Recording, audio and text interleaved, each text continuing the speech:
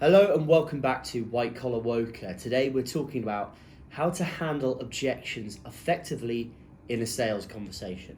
Now this is a skill that comes in very handy if you're a salesperson. If you learn this skill, you can apply it to anything in life. You can apply it to a crucial conversation with a family member. You can apply it to a crucial conversation with a friend, maybe even a romantic partner, who knows.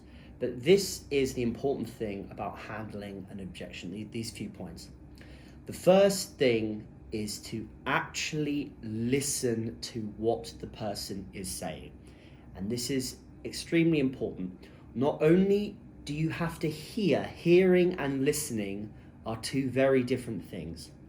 The first thing is obviously to hear what they say and actually the words that they say. Listening is a different thing. Hearing the words, you take in the words, and some people at that point instinctively then try and either escalate or come up with a solution. That's not what you have to do. You have to listen to what the person is actually saying. Now, often what happens is someone comes up with an objection. The best thing to do is to then follow up and actually dial in exactly into what they're saying. So someone, as an example, says the price is too high, which is a classic objection that a lot of salespeople probably get. The main thing is to delve into what is it that is too high on the price. What is it that you feel isn't providing enough value? When you say the price is too high, you can ask things like, is that because you've already budgeted for something else? Is that because you don't feel that the product, what do you actually mean by the price is too high? The person then might come back and say, well, the problem is that we've allocated budget already this year and we didn't realize that your product was coming around the corner and we've only got actually half of what you've offered as budget that's available. It's very unlikely a person will say that. But the problem is a lot of people will hear the objection or the price is too high and they'll instantly go, oh, okay, well what price, what price would suit you? Or, well, we can change the price. Or, well, we're happy to chat to you about. Don't do that. You have to actually find out and listen to what the person is actually saying. Often that's delving into a bit more detail about what they're actually saying. There's a couple of rules around objections. The first one is don't escalate unless you've solved the objection. One objection might be your competitor's cheaper. Don't try and then close the sale unless you've actually handled that objection.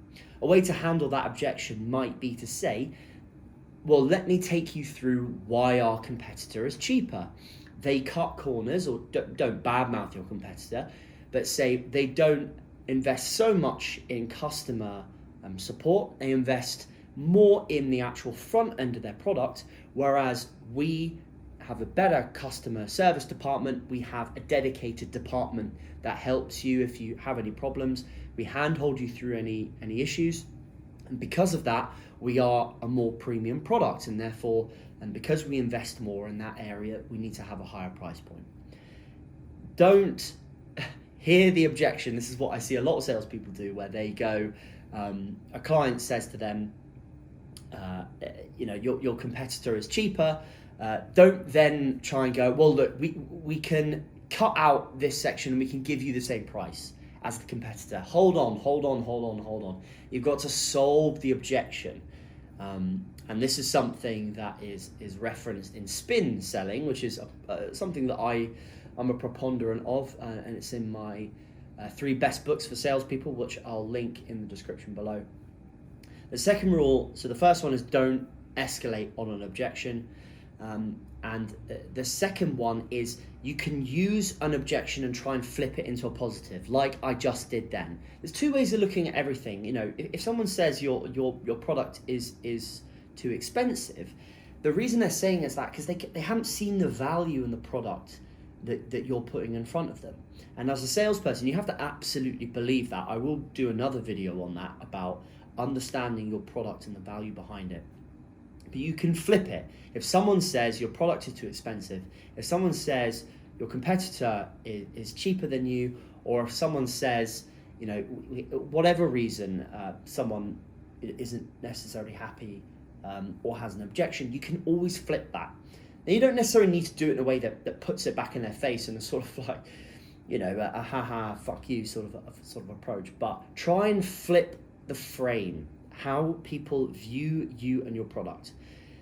I had a very good sales manager that taught me this when I was first starting sales.